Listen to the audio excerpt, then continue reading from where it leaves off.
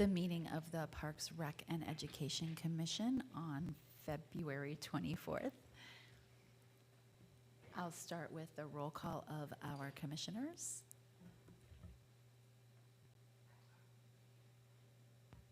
Patty Mardell. Richard Sherman. I'm Dr. Julie Elginer. Anita McQuillan. Brad Klein. Michael Bronstein. Thank you all, and welcome. I see we have at least one member of our community here to chat and some other folks here to talk about important things on our agenda. I don't have any speaker cards, is that correct? Oh, I have to do the Pledge of Allegiance before I ask if there's speaker cards. My apologies. It's time for me to not be chair, clearly. Who would like to lead us in the pledge? Thank you, Commissioner Mardell.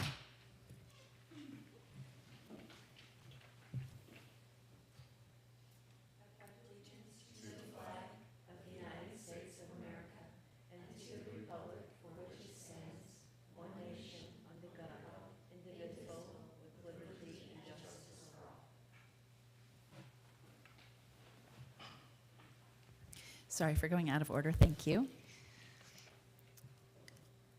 Okay, so do we have a motion to approve our agenda? So moved.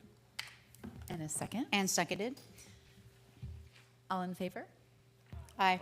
Okay, our motion is approved. I noticed that we don't have approving the minutes of the last meeting. I think it's on consent. Is that why? Yeah, it's, so we can approve the consent calendar? You can give us the minutes. Okay. So the next thing then is announcements from members of the commission. Chair, it's actually the presentations. We're on the presentations portion. Okay, thank you. Thanks.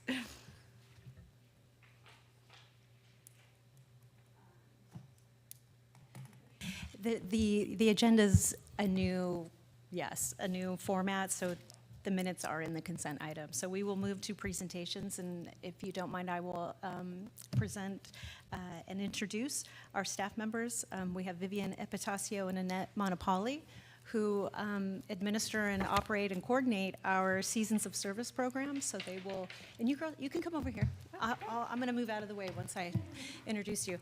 So the management team and I got together and thought that we would like to have our team members come and present something new to you every meeting, so you can see the things that we do and be our advocates and speak on our behalf when you're out and about in the community.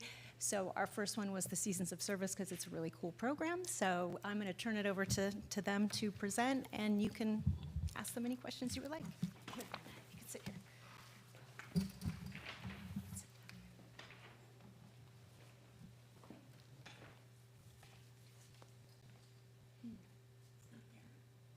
Yeah, it's here, it's here. Oh, okay.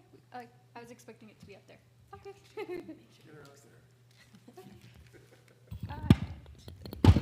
We're all learning today. Hi, everyone. My name is Vivian, and I'm here to tell you about our super cool program, Seasons of Service. Oh, no slides, right?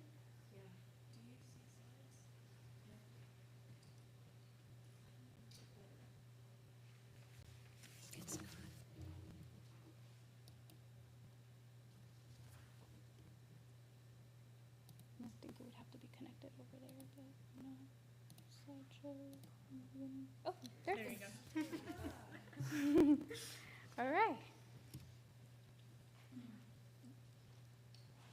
So for our mission of our program is to, is to give opportunities to teens to make a meaningful impact in our community while also building valuable skills. And through hands-on involvement, through community events and team programs and workshops, we're hoping that we can achieve that. You've now met the team. My name is Vivian, Recreation Coordinator. I started this program. And my name is Annette Metapoli, and I'm the Recreation Specialist. And of course, you guys know Amy, our Recreation Manager. This program, when I first started working for the city about 8 years ago, started as a teen activities council. It was a program where teens met weekly to create events for the community. We noticed, a change in needs in the community. And the program evolved to Summer of Service in 2019, where teens would help us with our special events throughout the summer. With an increase of demand for community service hours, we expanded that to seasons of service that would include our events all year round. And I incorporated having them learn new skills and building community through icebreakers and teaching them about what it takes to create the program, such as a budget and the needs, the contractors' contracts. And now it's changing just a little again, and we're happy to introduce the new changes today. Our goals are to increase the programs, the local programs, because as you know, transportation is crucial to their participation. So something local that parents can get to. We want to continue teaching them skills that are valuable in both their personal life and professional life as they continue to grow. We want them to be able to connect with other teens outside of seasons of service, as well as professionals. This year, we wanted to focus on retention and participation growth. Recently, we've noticed several no calls, no shows, or they're just in for one event and then they're gone. So it's very difficult to build a community if they're not actively participating. So our goal is to have 8 to 10 teens being active participants of the program. So next, starting this summer, we're trying to incorporate 3 new components, which is Serve, Connect, and Grow.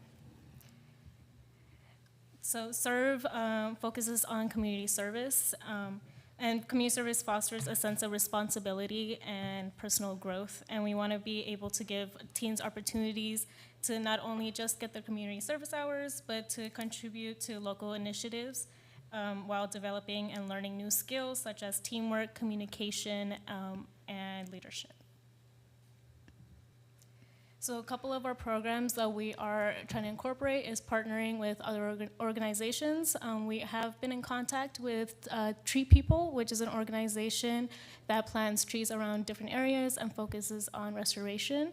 And also My Stuff Bags, where is an organization that they pack duffel bags for kids that come from broken homes.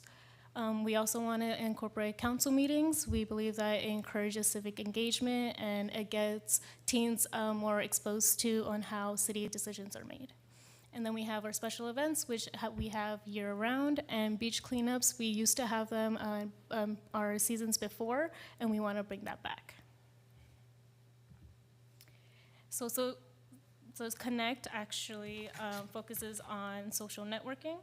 And for social networking programs, we want to be able to give a safe space for these teens where they can strengthen the teen community and build not only a positive relationship within the teens in our program, but also different programs in different cities and also professional workers. And so a couple of the programs that we want to incorporate is meet and greet with city staff. It gives them an opportunity to get an opportunity to be exposed to different career paths, hiking trips and holiday crafts. It's a way they can come together and also and create something, but to also, like for holiday crafts, make holiday cards for kids in the hospitals. And then also joint community service with other teen programs. Like I said, we have been we want to contact different cities. We have been in contact with West Hollywood and their teen center. So we want to build a relationship with other teen centers as well and see if there's any programs we can do in the future. Learn as you grow will include workshops. Some of these will include workshops that help with their skills overall, including mental health awareness and leadership. We've noticed in our college student staff that sometimes they weren't exposed to, certain things like office etiquette. It's very new for them. So wanting to bring that down to teens for them to learn, how to answer the phone call, email etiquette, and these are a few examples. A lot of these workshops have already been conducted with our Adulting 101 workshop series in seasons past, like job interviews, resume, budgeting, college prep, and mental health matters. Some new workshops that we want to introduce are career pathways, work ethics and office etiquette, and what it means to be a leader.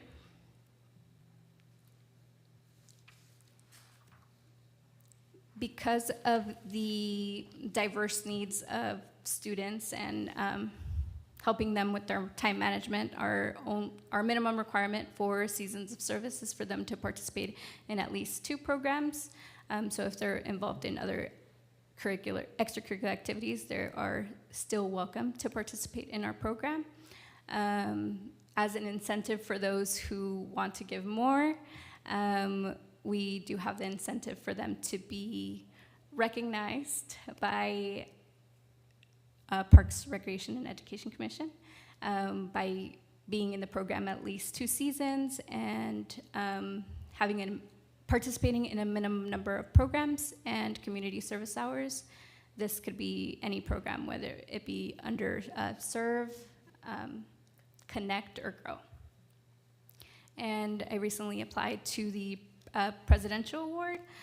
So City of Calabasas can award students and any volunteer with an award for exceeding over 50 community service hours within a 12-month period.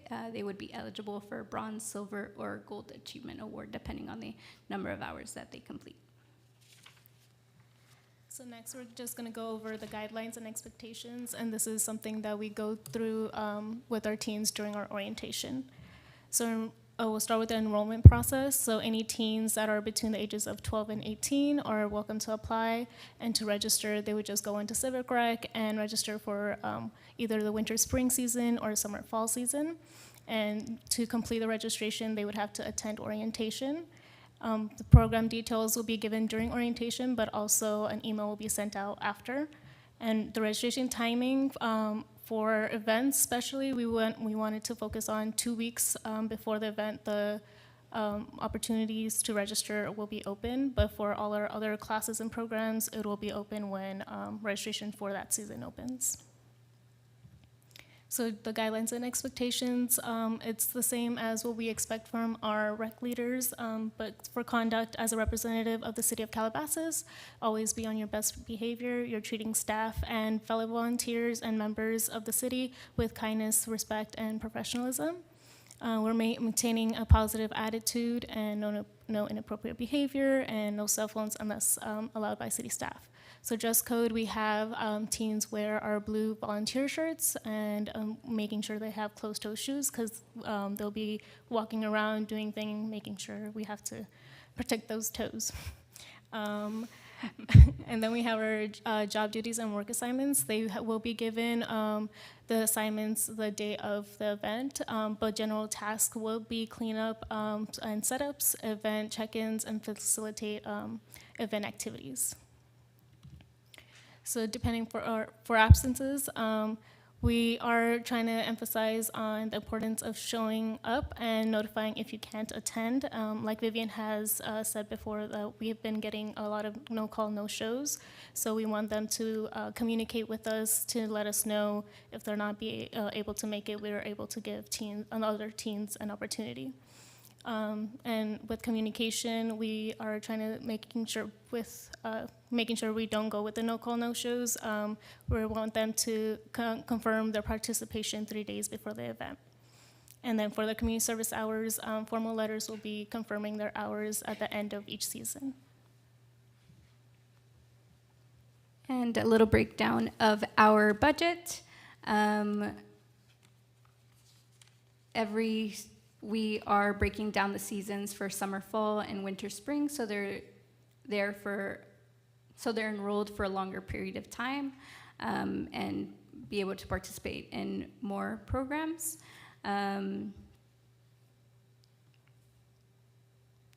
Per season, which are one season would be summer, fall, and one would be winter, spring.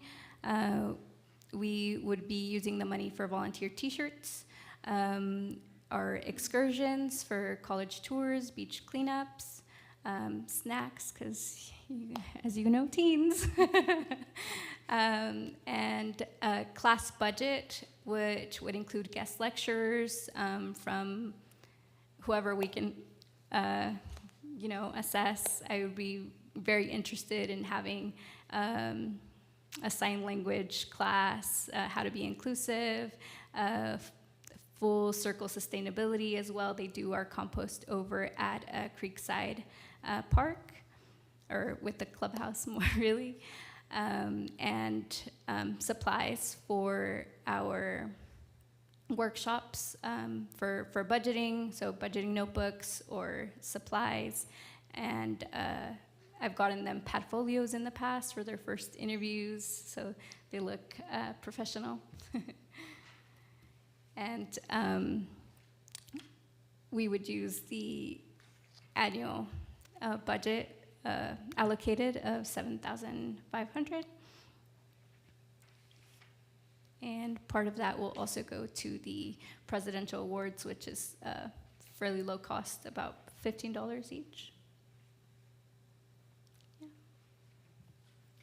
So for our summer programs, we want to incorporate this year would be for our special events is the summer concerts, 4th of July fun run, and a beach cleanup for when summer starts and right after school's done. So start with the beach cleanup and work our way through the summer. For our networking events, we want to do a meet and greet with city staff. And then for classes, we want to incorporate the resume workshop and money smarts. And for fall, we are planning on to do our Calabasas listening lounge, something yellow, and pumpkin festival, which we have every year. And for networking events, we want to do a local hike and team building day with possibly other cities. And then for classes, we want to do sustainability workshop and work ethics and office etiquette. Any questions? I have a couple. Yes. But first of all, thank you for the excellent presentation. Thank you. I enjoyed looking over the slides in the packet and enjoyed much more having the explanations from you all. So thank you so much. First of all, I think the idea of having the teens come to council meetings and have a staff meet and greet is really great. It's like out of the box, fabulous thinking. I love a whole lot of this, the mental health awareness and the professionalism. I teach law students who don't know how to email. Thank you. Getting to my point. It's very important for them to learn. It would be great if we got to them a little bit before graduate school. Yeah. I do have a question. The thing that jumped out at me most when I was reading the packet, and then hearing your talk about accountability, absenteeism, and all those problems we also have at the law school. Why only 2 meetings then? Why not require a higher number of the events per year to be a participant? So we wanted to start small because we're just starting this new, like revamping this program now. So once we get more participants, we're planning to make that number bigger. Yeah, it depends on the needs of the community. I feel like Teens Activities Council was also a very amazing program, thanks to Amy. I'm sad I missed that part. I didn't get to be too involved. But it depends on the needs of the community. So alternatively, they could also turn around and just ask for community service hours without the extra workshops and things if we don't see participation. But we also would love to go out to the schools and recruit for their college fairs or any back to school nights, whatever they may have, so we can reach the right kids. Thank you so much. And then Commissioner Sherman.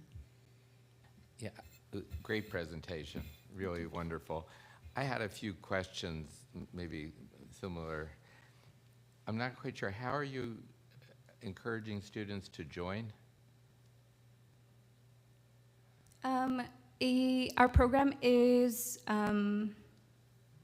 advertised in our brochure, which is sent out to all the residents. Aside from that, we usually get a pretty good number of students. Also, one of the reasons we're expanding our program, it used to only be community service, so serve. So we're adding Connect and Grow.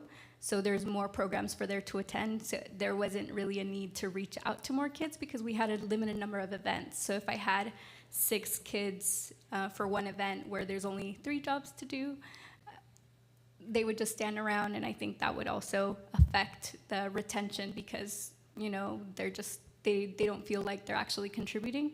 So having an assigned number of bodies is really important per event. So we didn't expand to more than 12, 15 per season.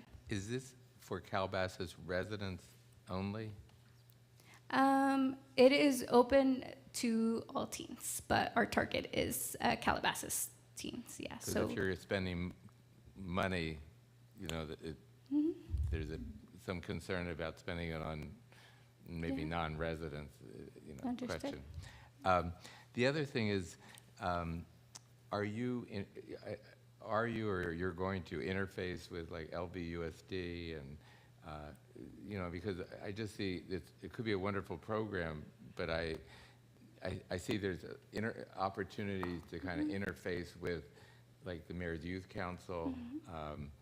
You know, all the commissions have students, and that would be a way to get them more involved. get them yeah. involved because they may have friends, and so, you know, just a way to, you know, and again, I think that probably the hardest thing will be the classes.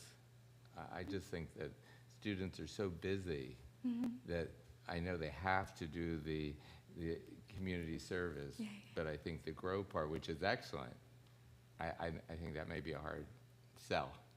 So, but I commend what you're trying to do. Thank you. Thank you.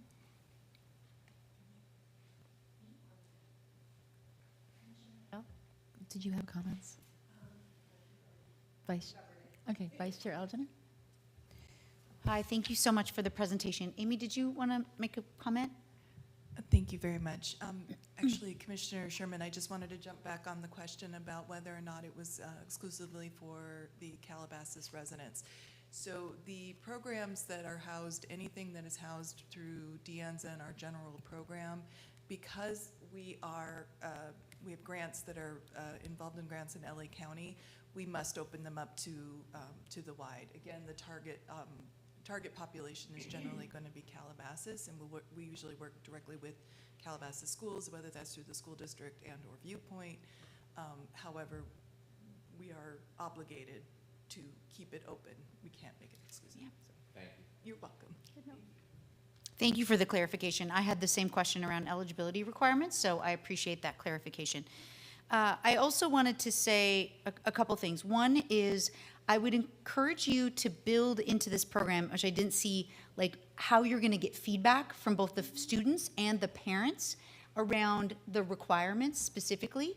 I love the 3-prong approach. I think it's very wise, but I think specifically, especially if you're in this pilot phase in the summer and or in the fall, if you build in a mechanism to be able to obtain feedback around the overall requirements and then specifically the time and or what might some of the challenges be around the communication that you're seeing a lack thereof, and how you might be able to communicate with them, whether it's through WhatsApp or Snap or, whatever needs to happen. It might not be through traditional means, which we usually consider to be phone calls and emails, but that's not how teens communicate as the parent of 2 teenage boys. So I'm just saying, like, if you have that built in, you might be able to get some. Yeah, that's actually a challenge because there's parents who are very hands-off, who the kid is very independent, and there are parents who are like, I'm going to email for my teen. In my ideal world, I would have the teens create their own email and be like, you have to check it.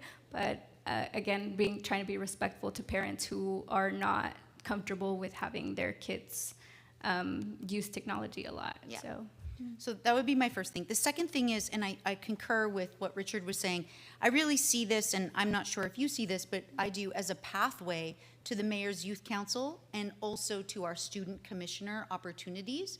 So in terms of how you can position it, maybe to, you can reach out to any of those individuals who applied for any commissioner roles but were not selected for whatever reason. That's awesome. Maybe they felt as though the commissioner felt that they weren't quite ready. That's a good mechanism for getting high engaged yeah, that's students great as feedback. part of it. Thank you very much. So additional things, I want to just clarify that when you say a season, I'm looking at the requirements specifically on slide 14. You define season as that summer, fall, or the winter, spring, correct? Is that what's Yes. defined as a season? Yes. Okay, so it's not an entire year. It's specifically just that roughly 6-ish month time frame. Yes. Okay. The other thing I want to mention around the presidential award, because I've been involved in identifying candidates for presidential award also in another organization. You mentioned here that those that are eligible earn a minimum of 50 hours. Isn't that only, and again, maybe it's different for municipalities, but I think that the Presidential Service Award is if 50 hours or less if you're 16 years old or under. If you are between the ages of 17 and older, then you have to do 100 hours. Okay. Again, please clarify that because it could have changed since when I was involved in the identification, but I just wanted to be clear about that's what the Presidential Service Award requirements used to be.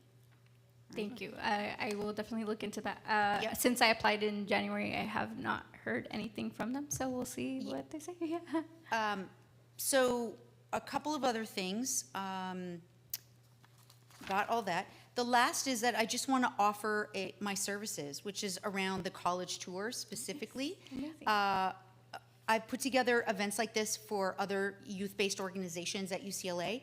For example, have them come to UCLA. UCLA has a botanical gardens. We have a sculpture garden. And for my classes, I actually do a selfie scavenger hunt based on 10 major activities that happened at UCLA that have civic or cultural significance. And so that's a way for students to kind of search up what happened and or to go around campus and take selfies, which they're very good at, on campus and learn how to do that. So I wanted to just offer as a resource that might be something that you want to consider, and I'm happy to help facilitate that. I love that. Thank you very much. Sure. Those are my comments and questions. That was a great presentation. Thank you so much. And if a student is interested, how do they get in touch? If a student wants to participate. Our brochure will be coming out early April. So they can register online as soon as registration opens, or they can always email us at deanzastaff@cityofcalabasas.com if they have any questions or would like to call. And the other thing that interested me was the age range is quite significant from 12 to 18. Was it? We used to have it for high school students only, but there was a lot of parents who would call for middle school students. So if that was the population that wanted to be involved, I didn't want to turn them away because it's never too early to start learning these skills. And do you think you might need to change things in any way for the younger children or the younger students? I think they are very capable. I think we tell them everything step by step and do's and don'ts, and sometimes they even want more. I remember a little one. That was one of the feedbacks I got for the mental health workshops, just telling her, this is what you can do, but, we're not professionals, so we can't do more, but she wanted more. So, Okay, thank you. yeah. Thanks so much for your presentation. I actually comment a little bit as a parent here, as my son is a volunteer. He's volunteered at a few different, like the Pumpkin Patch, and I think you know him. If you look at my last name, you might recognize. And I think it's great that you're formalizing it a little bit more. There has been definitely some issues with him just feeling like, what is it? Like, and how does he get involved more? And, a lot of it was, he went to the Pumpkin Patch and, he monitored the selfie booth. It wasn't very exciting, but just to say, like, I think, like, the next step that you're trying to take here is great, to try to, like, really engage them and make it something. Because at this point, it feels like they're just trying to collect some hours, and he doesn't really know what's going to be next. And he'd love to do more, but and it'd be great to, that it is more of a centralized group, that it is more the same kids that get together, and that you do have other activities that are around that. So this is a great move to make this a lot better with, like, kids that want to do stuff. Like, his idea was, we were always looking for volunteer activities, basically for a college resume, essentially. And so there's plenty of parents that are looking for that, and kids that want to nudge their kids into this. So it's a tough one because it's not so exciting, half of the stuff, and you guys have to make it that way. So I just going to the beach and cleaning up, and if they get to swim, whatever it might be, but to, take it to another level is such a good idea. So good luck. Thank you. We're going to need it. No, just kidding. But yeah, looking forward to the new updates, and hopefully the teens are open to it too. First, great presentation. And then second, I would just add, in the past when there's been programs in the community, Dr. Stepanowski has emailed out high school students, I think at Calabasas and Agora, and it's kind of been like an application process. I think that would kind of ensure that the people that are applying, I don't know if you would want to make it an application process, but the people that are actually applying would come to all the events, and you prevent people from becoming absent in the future events that you guys have. So maybe that could be something you guys implement. Thank you. Yeah, we'll probably look into that. We were unsure about the application process because I feel like that discourages kids from, I don't have any experience, or like the work to have to write something, because we know sometimes teens are like that. So this is just kind of like opens it, gets them through the door, and hopefully creates something that actually makes them want to come back for more. Thank you so much again. This is really exciting. Thank you for your support. You. So is our next item now the announcements? Okay, do any of the commissioners want to make announcements? I will just say, I'll start us off then with a lot's happened since our last meeting. In our larger city, there's a lot of collective trauma that I know we're all feeling, and I really appreciate the way that our city has been working to keep us safe during the evacuation times and since. And if you have not gotten engaged with the council and everything that they're doing, including meeting on a holiday to make sure that our safety was protected, I would just say for everyone, this is an education thing and keeping our parks clean and keeping us all safe, that get involved with the city, follow what's going on, and if you, like me, feel grateful, please express your gratitude to our council who are working, I say this every year, but somehow, once again, harder than ever before, just to keep us safe. So with that, Commissioner Sherman? I just wanted to echo what you were saying. I mean, the sadness of the tragedies in the Eaton fire and the Palisades fire, but the concern right now that there may become,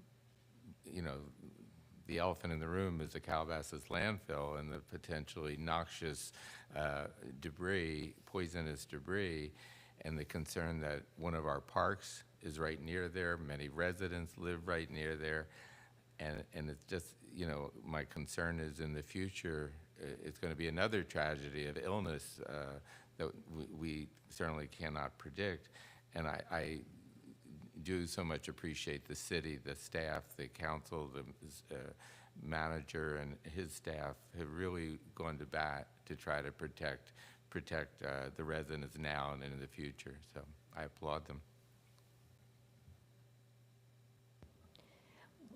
I would like to congratulate all of our staff on the great achievements that you've received. I mean, unbelievable. Thank you so much for all the work you do. Thank you so much for reminding us of that important share from the dais. Go ahead. I'd just like to add, since we met last time in October, I shared the Bags for Benches project that the City of Calabasas Environmental Commission has been engaging with. And in October, we only had a couple 100 pounds of plastic. And our ultimate goal was 1,000 pounds of plastic. And a couple months ago, we achieved that goal of 1,000 pounds of plastic. So it's been a great process. And the bench has come from the company NextChex. And we're assembling it this weekend, actually. And we're going to build it and we're going to put it at the high school soon. And I just wanted to share that. That's wonderful news. Thank you for sharing that, and congratulations. Okay, so our next item is our public comment. I don't have speaker cards. Okay. And then moving to our consent calendar. I'll move to approve the consent calendar as presented. All in favor?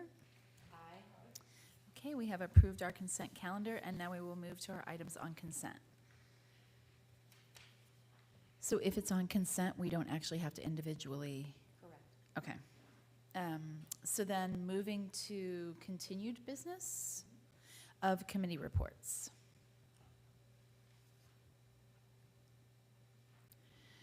Do we have Arts Council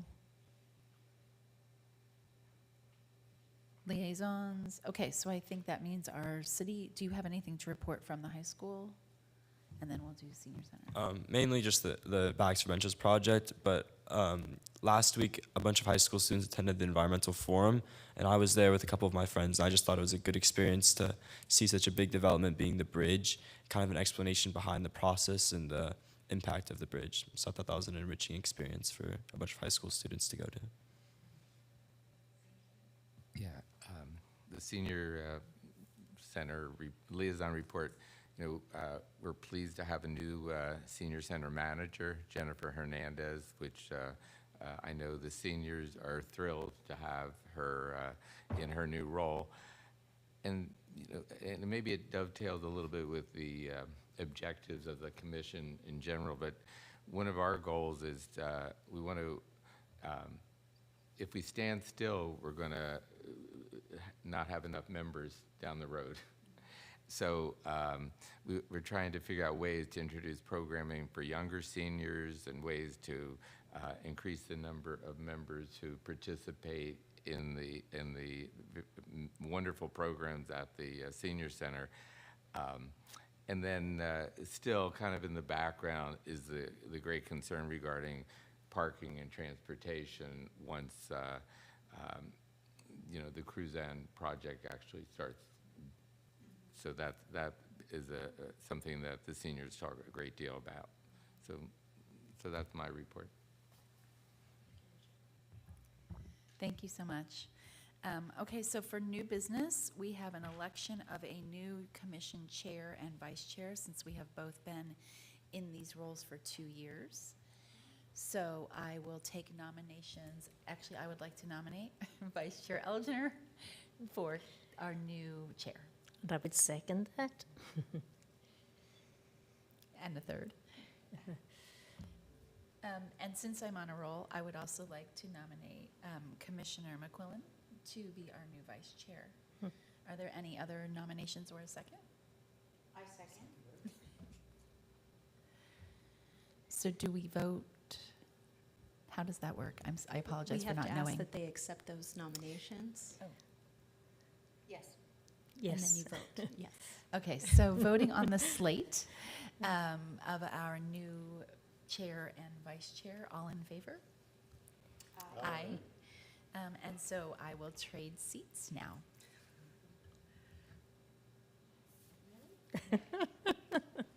Not really, virtually. Here, I will do this. So as we move to the next agenda item, I want to make sure we pause to say thank you to Stephanie for her phenomenal leadership over the last couple of years. We'll remind everyone during that time, the commission has always met our objectives. We've been on time. We've met quorum every time, even though it's been a little bit dicey a couple of times. We have kept on schedule and been able to bring on board really talented individuals, including Michael, who's been a wonderful addition as a student member. So, and by the way, this is all voluntary. And so, you know, Stephanie has just done a remarkable job in her role as chair. And I think we would all agree that we would love for you to stay on. However, the requirements are that we elect a new chair every 2 years at a minimum. And so please just know how much we appreciate you. And of course, you will still be part of this, and we value those contributions. So thank you. Thank you so much for those kind words. Of course, I will still be here, but you can run everything now in the order it says on the agenda. Okay, so item number 5 under new business is the appointment of Arts in Public Places Advisory Committee member. And there is a committee, or excuse me, a staff report that is included by our leader, Erica Green, the Community Services Director, around the appointment. And so the recommendation is to appoint a Parks, Recreation, and Education Commission member to the Arts and Public Places Advisory Committee.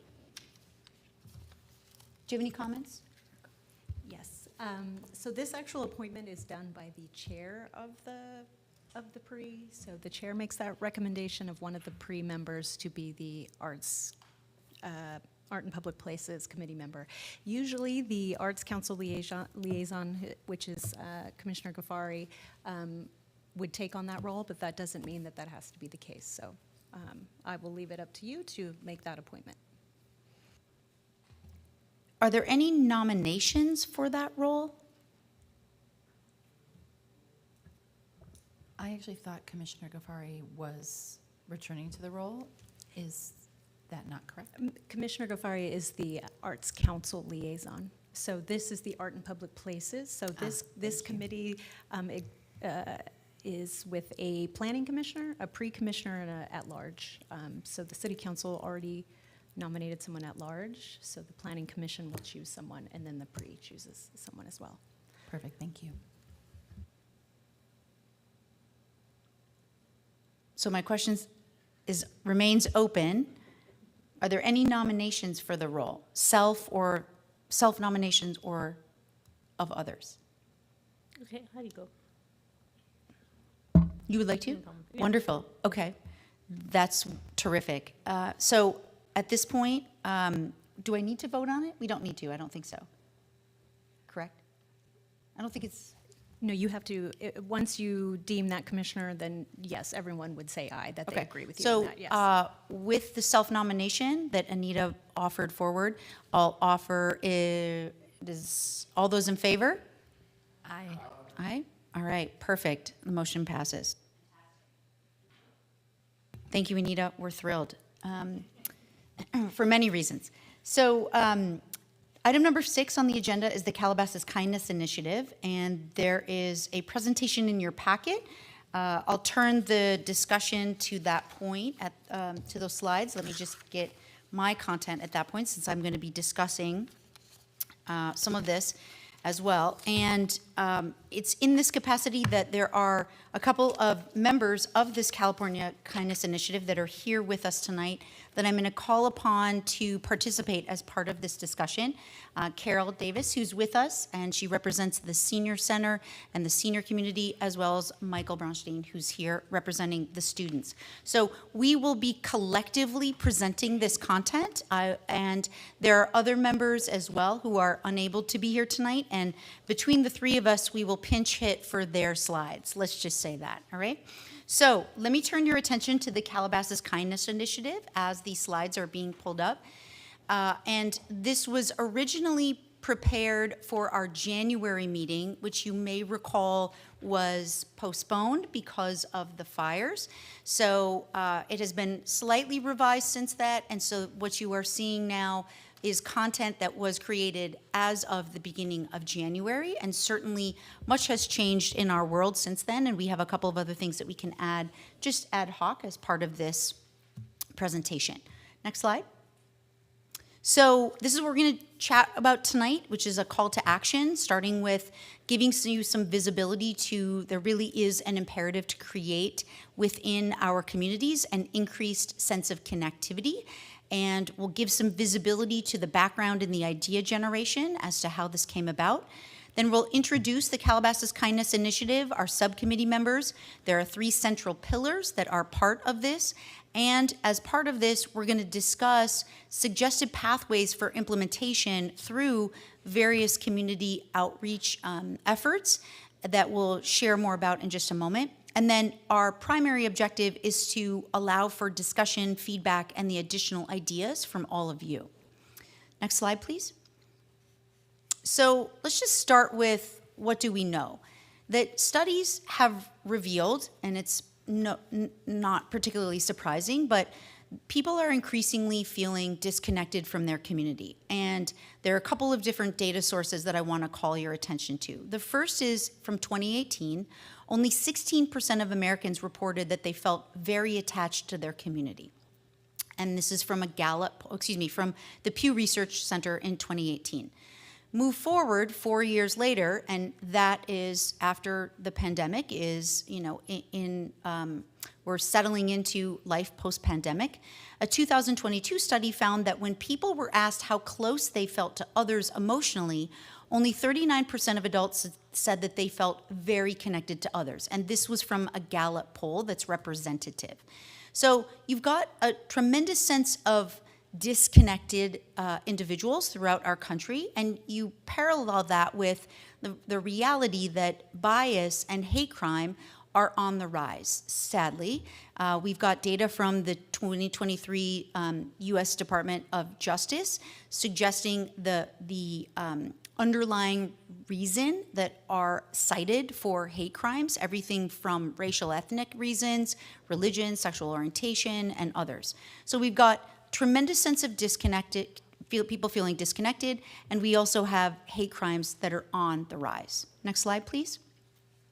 Calabasas has had a proud history of leadership on social justice and inclusion efforts, and the content on the right is a letter that was published by our city council in 2021 describing the abhorrent attacks on Asian Americans that were all over the United States, and specifically how Calabasas felt that our responsibility is to, speak out when we see injustices and when we see hate, and talking about the strength of diversity.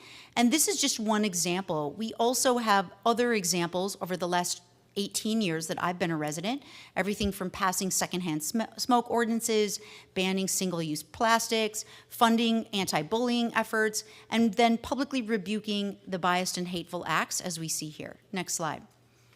So with that lack of connectivity, we know that this is an incredibly disruptive and destructive risk factor for poor health outcomes. This, published in 2023 from the U.S. Surgeon General Office, specifically uses odds ratios, which is something that we use in epidemiological studies in public health, that suggests that the lack of social connection is as dangerous, if not more dangerous, than these other 5 items that we would all individually and likely collectively say we are combating within our communities to try to eradicate. Everything from air pollution, obesity, physical inactivity, excessive drinking, excessive smoking, actually the lack of social connection can have a more deleterious effect on people's health overall than these other items. Next slide. And so recently, health systems, in this case Dignity Health, which is one of the largest health systems in the United States, are highlighting how kindness can improve health outcomes. And this is a screenshot from Dignity Health's overall, their main page, which is around human kindness. It says, "Hello, human kindness," which is their tagline for Dignity Health.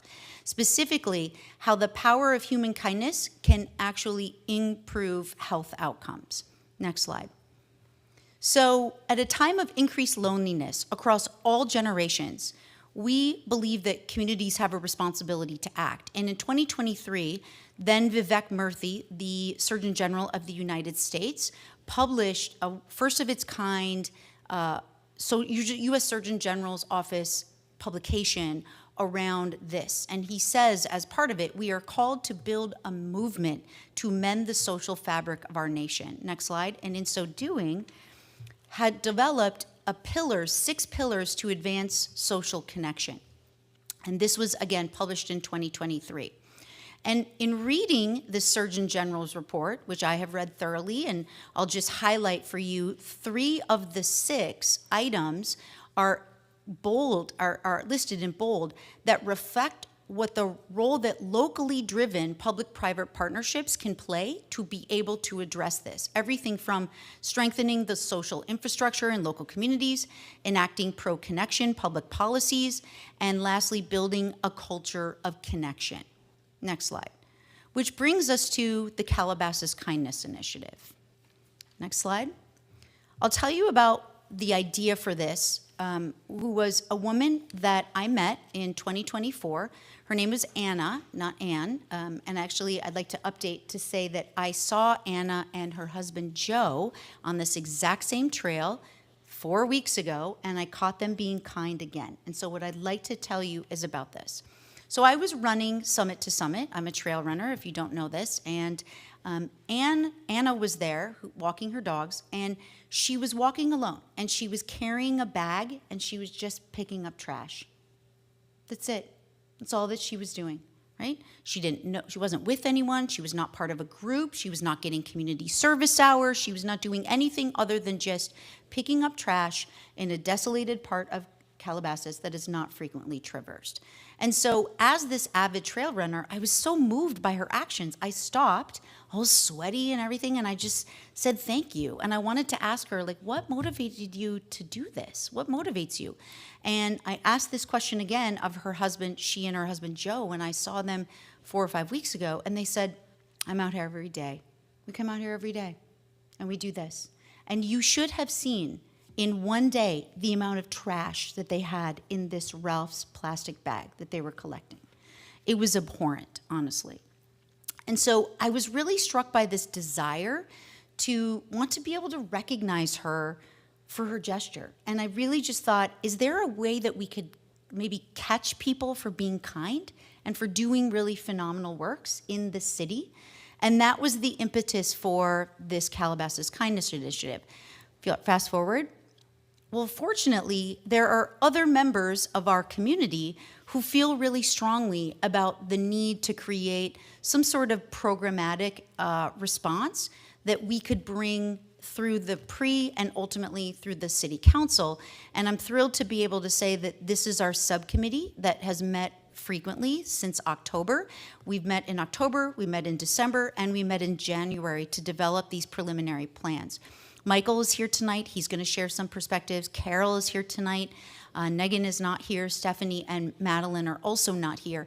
But they are co-presidents of Hangout Do Good, and Calabasas high school students, which have done remarkable work in the community already. So it's in that vein that we've developed this presentation for you. Next slide.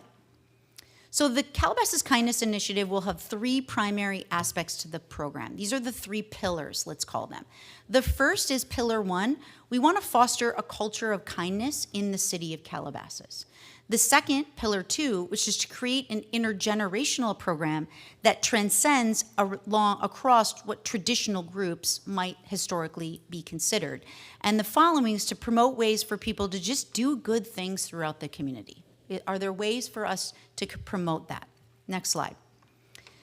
One of the first things that we will have to do is to then think about some sort of a theme. So if we assume that we've got these 3 pillars, we could create then some sort of overarching theme, and the theme could be permanent or it could be revised periodically so that programs could be refreshed if needed. So for example, the CKI for, the Calabasas Kindness Initiative, something like maybe kind people or our kind of people. That's just a hypothetical for a theme that we could create for this first year or 2 of this initiative. Next slide.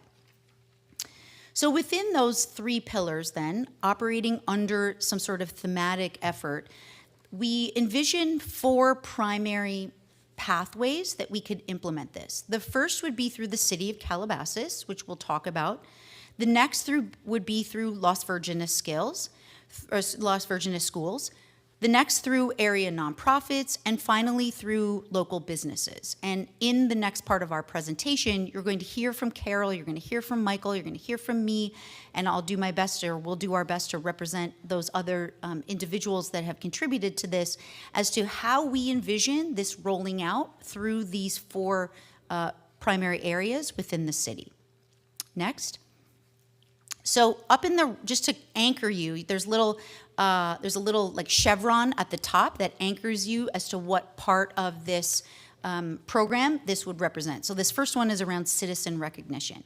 So the first, as we mentioned, would be some sort of thematic area, and this would be around recognizing citizens, because we feel like including some sort of citizen-to-citizen component where residents can really just thank and recognize one another. It would require establishing some sort of, requirements, what the recognition would include, how it would be promoted. But we're talking, we thought there is a program that is already in existence that we could model this off of, which is called Caught Being Kind. And maybe this could be something as, simple as a sticker that people could put on their water bottles, or it doesn't have to be anything elaborate. It's just a way to recognize, I see you, I as a citizen of Calabasas see you, another citizen within our Calabasas, doing phenomenal work, and all I want to say is, I caught you being kind, right? Some sort of recognition. Ideally, we'd also like to have a program where the city could have a nomination process and recognize kindness, much like we have the Citizen of the Year, we have the Carl Gids Environmental Excellence Award. We could create different categories, one category for senior citizens, one for high school, middle school, elementary school, general citizens, whatever this could be. But this would be an opportunity to just promote people for doing good works within the city. Next. So at this point, I'd like to have Carol come forward to discuss the Senior Center programming. Good evening. Thank you for including us. The award-winning Caring Calabasas Club has been practicing caring and kindness since 2020. And I'd like to pat us on the back a little and thank Erica for nominating us for an award for the state that we've just been awarded. It's she said it's called the California Park and Recreation Society Award as the Champions of the Community. And it's a very highly coveted award that's statewide, and the Caring Calabasas Club just won it. And what we've been doing is combining 2 things, where you said we need to be socially involved with each other. We've been doing activities that socially involve seniors, like knitting and crocheting for military, making cards for foster children, and we just had an opportunity to really reach out because the other organization that we partnered with was in the Palisades. What we did is we made the cards and they mailed them to the children and wrote notes to them. So we've taken on their part for a while till they can get reorganized. And we are mailing and writing the notes on the cards because they're scattered all over the place. And in fact, some of the cards we made were burned. We also partner with the high schoolers, Hang Out and Do Good. They make lunches for homeless people, and we decorate the bags that they put the lunches in with little happy messages, which also socializes us, gives us interaction with the younger generation, which helps us remember that there are young people in the world and we learn from them and they get wisdom from us. We also did Braille books for children, and that's been nominated for an Excellence Award for the National Institute of Senior Centers. We make bears for deployed servicemen's children, and we've collected clothing and so on, but the collections are not as important as the activities that socialize us. So we're happy to expand and collaborate with any other groups and give us new ideas. Those of you that also know me know that my background is in marketing. And there's a lot of ways to market this idea that don't cost a lot of money. There's a World Kindness Day that's already in existence. It's on November 13th, and other countries are involved in it. I'd like to see our city use as a goal for some kind of a culmination for November 13th so we can be involved with not only our city, not only our country, but the world, because I think the whole world needs kindness. We can use lots of free resources.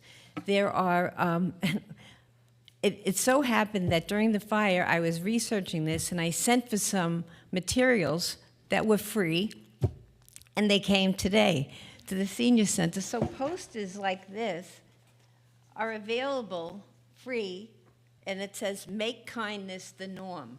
We can get this for no cost at all. There's organizations that provide posters like this for free. So we'll put that there for you to see.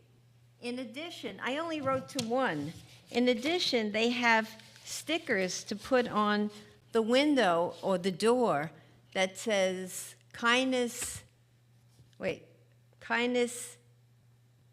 is our work, or our norm. Kindness is our norm. And they would like us to take pictures of this if we put it on our window, and they can publicize it all over the world.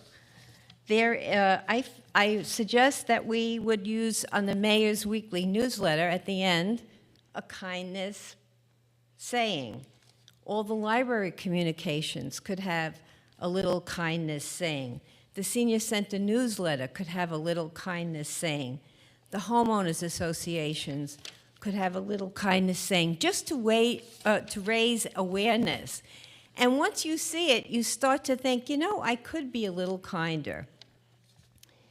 Such things as no act of kindness, no matter how small, is ever wasted.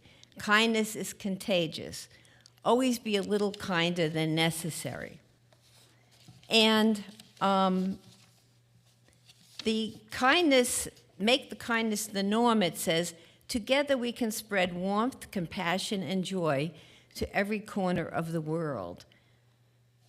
The other thing that so once I started to speak to Julie about this, I was driving on Topanga Canyon Boulevard, and I looked up, and there was Dolly Parton on a big billboard that says, "Find the good in everybody. Kindness, pass it on." Now, if Dolly can do it, we can do it. So I think we just have to look around. We're not reinventing the wheel. We can just make it even better, because Calabasas is a special place that can just add a lot of warmth and depth to this initiative. So I think it's great. And all we have to do is put it in people's mind, and they'll be happy to pick it up and run with it. Thank you, Carol. So appreciate your perspective. Next slide as part of the presentation, please. So Carol mentioned this around the broader community engagement, but we're looking to have, at a minimum, if not launched before, a softer launch, certainly a hard go launch by World Kindness Day, which is November 13th. There are myriad free resources that are available, as you saw, and this is really an opportunity to be thinking about ways in which, as we heard, that we can promote this. So as Richard asked earlier, how would you reach individuals? There are myriad ways that we can use mechanisms that are already in place to be able to promote the initiative and specifically give visibility to our overall efforts. Next slide, please. So I'd like to ask Michael, our student commissioner, to share a bit about what he is recommending and what his work is with the Las Virgenes schools. And Michael, are you also able to speak to the Hangout Do Good, or do you want me to? I can cover it. Okay, great. So go right ahead. Thank you so much. So starting with specifically the high schools or even the middle schools, I think it'd be a great way to get the ASB students. I was in ASB my freshman and sophomore year, and still my junior year in high school. And my freshman and sophomore year, we would consistently go with the special needs kids and hang out with them and help them play Uno and hang out with them and tend to their garden even. And with the Bell schedule change in my 11th grade year, we're no longer able to do that. So I thought it'd be a good idea, an opportunity for ASB students and even any other students who wants to participate to work with the special needs kids, specifically in their garden, and make posters for their crops and help plant seeds with them.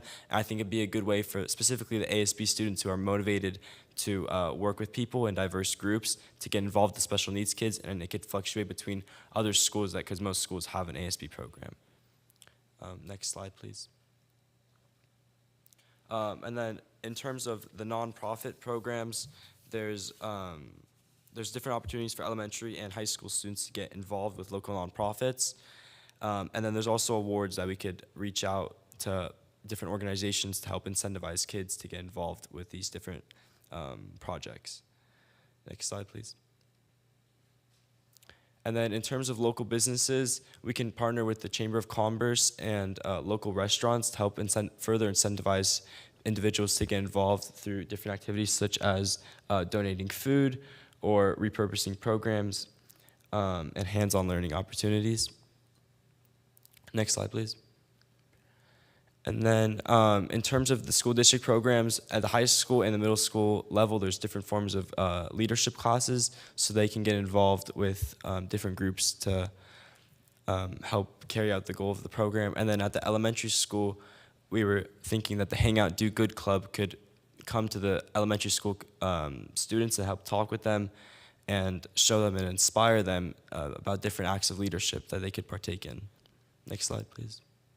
And then additionally, local restaurants such as La La Land have a motto of being kind, so potentially partnering with institutions that, have a big say in being kind could be beneficial for the overall development of our program.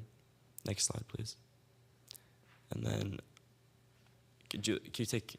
Sure. So one of the things that we also wanted to share is that there are ways to actually fund this. We don't anticipate, that this would, from a funding standpoint, require a huge investment. But there is actually an opportunity to secure some outside funding through this, particularly for specific populations. And I just wanted to highlight that there is an organization called Karma for Kara that offers microgrant funding for youth programming that's between the ages of, or between $250 and $1,000 to really better their community. And if you look at the Karma for Kara projects that were funded in our area through October of 2024, there were a couple of them.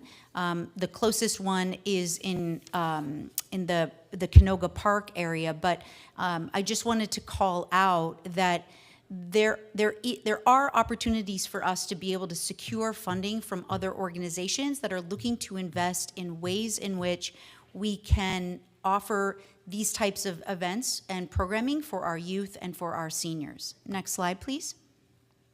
So in summary, this is an initiative that is a low-cost, innovative approach to increase connectivity and to promote kindness. Our subcommittee that you've heard from has make it a series of recommendations that span intergenerational representatives from the Calabasas community. We know that based on research, it calls for communities to create increased connectivity in meaningful and innovative ways. And so the three central tenets as part of the Calabasas Kindness Initiative include, number one, fostering a culture of kindness in the city. Number two, creating an intergenerational program. And number three, promoting ways for people to do good throughout the community. We've offered a series of implementation ideas across our senior center, our schools, local nonprofits, as well as the business community. And we certainly believe that there are opportunities to secure some external funding to be able to promote this initiatives. And so with all of that, we're coming to you as the PRE to provide some feedback and generate some additional ideas. Next slide. And as Carol said, if Dolly can do it, we can do it, right? So we'll leave you with that and open it up for comments and feedback. Thank you.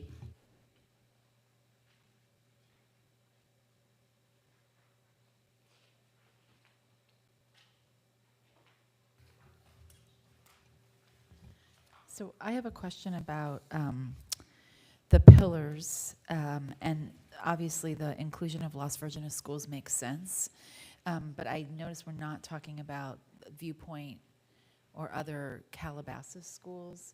Is that just we're starting with Las Virgenes and we'll expand as time goes? Correct. Our initial was largely based on the subcommittee participants, but it is in no way intended to exclude any other schools within that are part of this community. Yes, and point well taken. Other questions or comments? I mean, I think it's an excellent presentation, an excellent program. I love the intergenerational. I mean, Carol's been doing this for quite a while, and just integrating everything. It's fantastic. Very, very impressed. Thank you. Anita or Brad? That was a very comprehensive presentation. I'm just gobsmacked. There was so much involved in it, but a wonderful idea, so important for our community. Thank you. Brad? It's so sweet. It's awesome. I guess my question is, what is it? It's just the idea, essentially, passing it on. It's, right? It's just like being contagious with it. It's just getting it out there more than, it's like marketing kindness wherever you can go. Is there more to it than that? Is there, is it getting people together in specific things? Is it? So, yeah, it's really a series of things. You're absolutely right. It's trying to create some sort of structure that could house ways in which we as a community, the city of Calabasas, can really allow for people to be kind to one another. And the first involves, as you saw in those three pillars, if you take a look at, and I didn't include, my cardinal rule is to always have slide numbers, and for some reason it's not, I know, it's not on there, but it's the slide that looks like this. Okay, it's the slide that looks like this.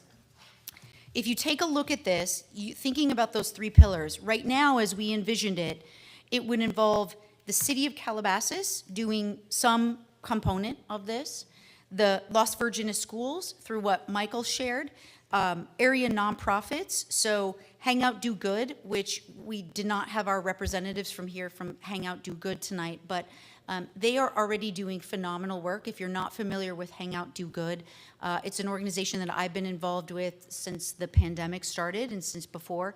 And what they largely do, thank you for that slide, what they largely do is, as was alluded to, they provide food to food insecure, and it's largely on Sundays. And the reason for that is because for people that are experiencing food insecurity, most of them are able to get food and/or lunches and meals Monday through Friday when social services are open, and some of them are able to extend that to Saturday. But Sunday specifically is a day that's very difficult for people that are experiencing food insecurity.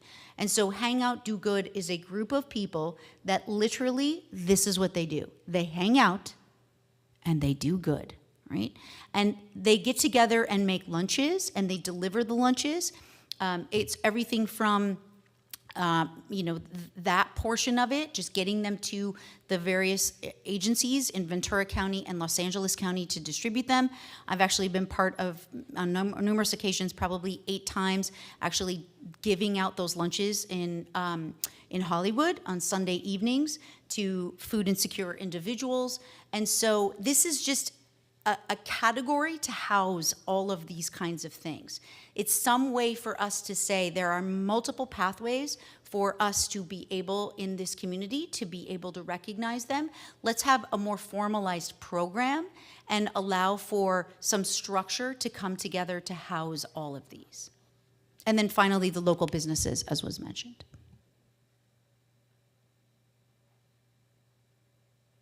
Finally, I want to make sure that it's clear that Erica has been part of this planning process as well. We are not doing this without our partnership with our city staff.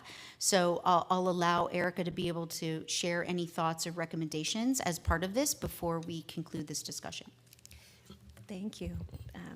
So I think after hearing everyone's comments, and Brad, to your comment about like what is it, for me, I think it's an overarching kind of bubble where we can get all of these initiatives together and in one place for people to determine, hey, I want to stuff bags, or I want to do something at the senior center, or I'm a high school student, I want to do something with ASB.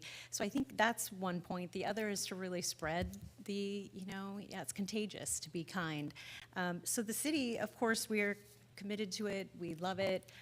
We will do our part in marketing it however we can. If we want to build a web page that kind of lists some of our partners in these things or how they can get involved, we would love to do that as well.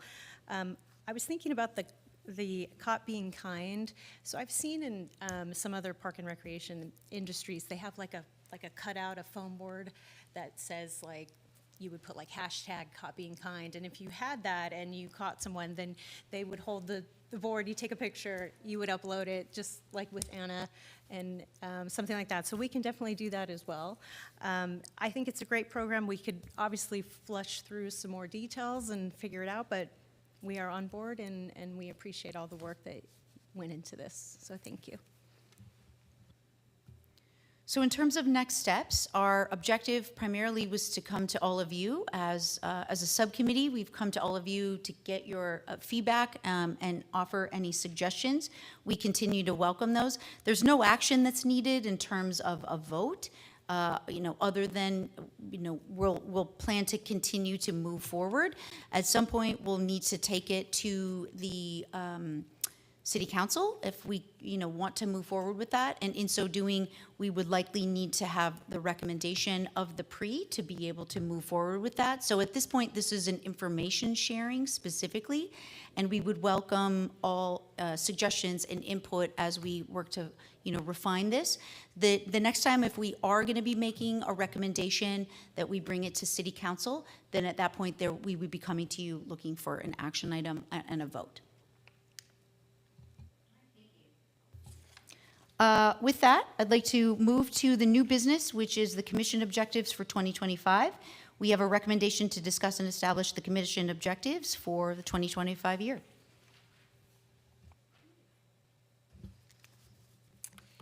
Okay, so I thought we would start off this new year having a new commissioners to establish our goals for the 2025 year. And I don't see that staff report. Robin, is it in here somewhere? So I came up with a list of goals that the department was going to work on, and I want to make sure that those align, thank you, align with what we're asking the PRE to help us accomplish. So some of those have been listed here, and our team's diligently working on getting those policies and procedures and fee studies and things. So I was thinking about the pre and how you can help us complete some of these and advocate for us on some of these things. So if you read page 2 of the item, there's some ideas that I established that I would like your feedback on. And again, these are just ideas. If there's anything that the pre would like to add to these or modify, I'm open to doing that. I just thought it would be great to get a well-established list of goals so we remain focused and have something that we could say we completed by the end of the year. And with that, I have any questions or can answer any questions if you'd like, so on any of these items. Does anyone have any questions for Erica? And again, this is on her report, the item Parks Recreation Commission, the staff recommendations around commission discussing the objectives for 2025. Are there any questions for Director Green?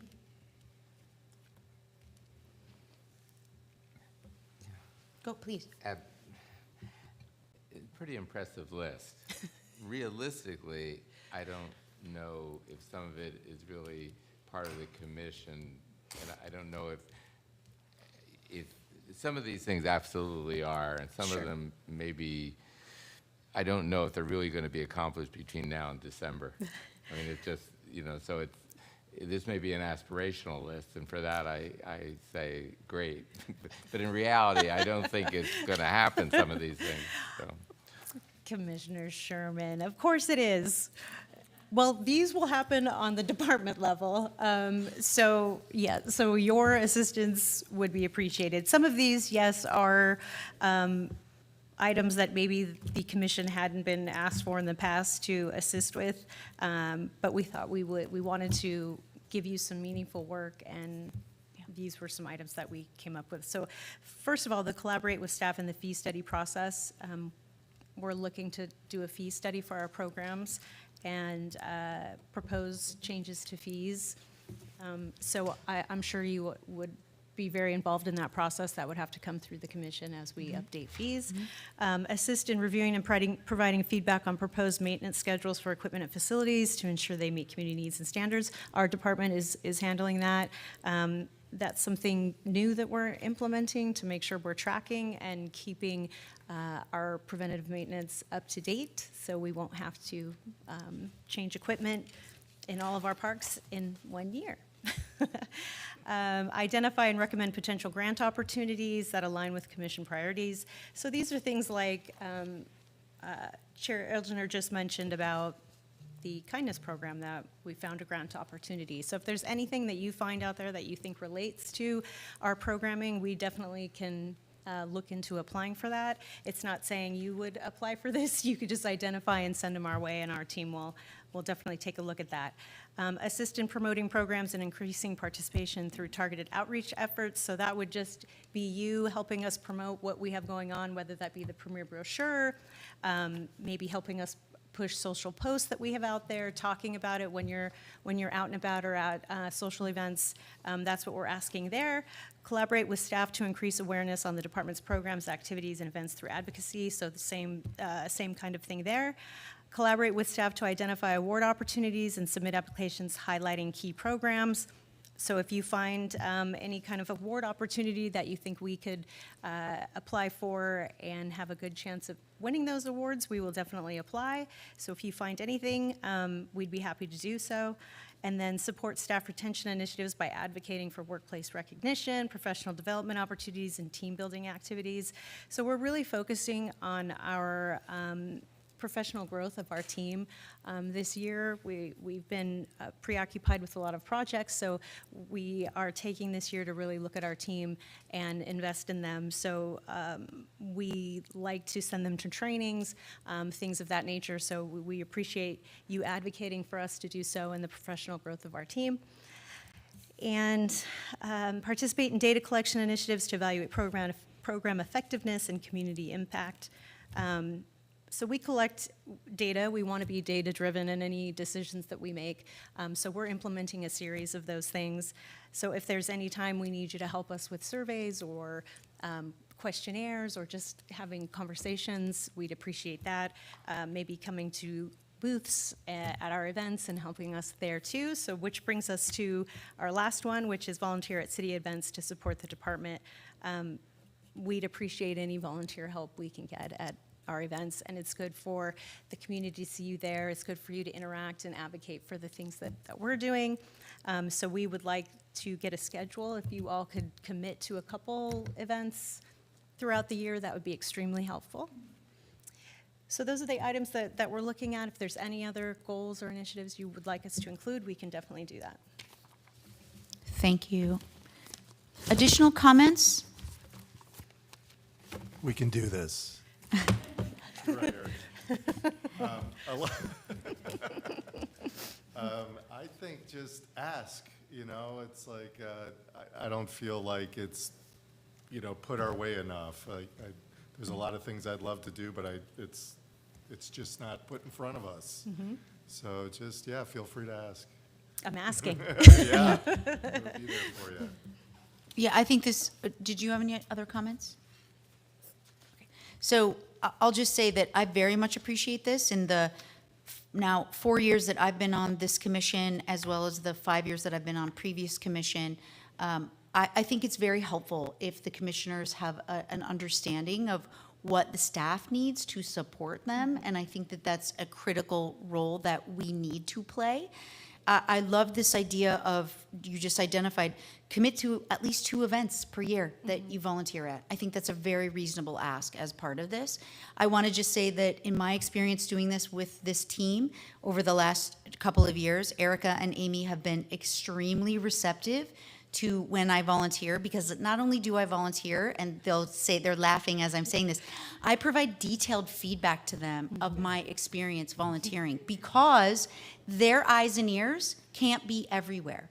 And so it allows them to be able to say, and they know I'm providing this in the spirit of, let me just share with you with what I experienced as a volunteer, and maybe some things that you didn't have a chance to get some, some visibility to. So those are the kinds of things that I would say we have a responsibility to do as commissioners. It's not just a nice to do, we have an obligation to do this. So I also wanted to offer that for professional development opportunities, I don't know if you know this, but I do recreation photography and I take professional headshots for people. So I thought it might be really cool if our city staff took professional headshots in our parks, and I'm happy to shoot those for you free of charge, and then give those to our staff, give them a chance to have some professional headshots done. Are there any other comments or questions as part of this? Okay, so at this point we have oral reports.